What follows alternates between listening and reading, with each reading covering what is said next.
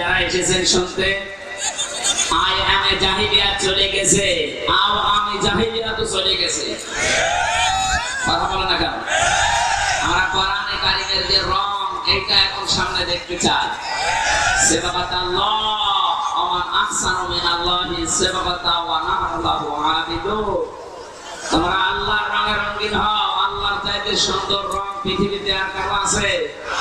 আল্লাহর রং সবুজ, লাল, কালো, কি এই যে আল্লাহর রঙে আমরা আজকে রঙিন করব এই দেশকে। ৫৫ বছর তো দেখেছি এই দেশকে বিভিন্ন জিনিস দিয়ে অনেকে চালিয়েছে। কথা বলে না কেন? বাবা চালিয়েছিল, আমরা তো দেখিনি। আজকে সভাপতি ডাক্তার শামসুল আলম হয়তো দেখতে পারে, মারা গেছে। আমি কি বানিয়ে বললাম? বাবা চালিয়েছিল এই দেশটা, দুর্ভিক্ষে মানুষ মারা গেছে। স্বামী চালিয়েছিল কারো কারো, আপনাদের চাচা চালিয়েছে, যেভাবে হোক। ভাবি চালিয়েছে, বউ চালিয়েছে। কথা বলে না কেন?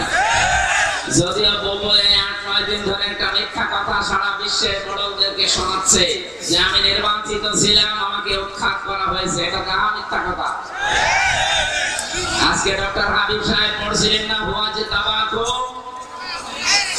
আল্লাহ পাক বলেন তিনি সে আল্লাহ যিনি তোমাদেরকে নির্বাচিত করেন। এই যে লক্ষ লক্ষ নবীর উম্মত থেকে উম্মতি মুহাম্মদ হিসাবে আল্লাহ আমাদেরকে নির্বাচিত করেছে। নির্বাচিত করা লাগে যে পদ্ধতির মাধ্যমে, তার নাম নির্বাচন। তার নাম কি? আরো জোরে বলেন। এটা রেকর্ড হচ্ছে, গোয়েন্দারা বিভিন্ন জায়গায় আছে। আমি ওপেন বলছি ১৫.৫ বছরে বাংলাদেশে কোন নির্বাচন হয়েছে?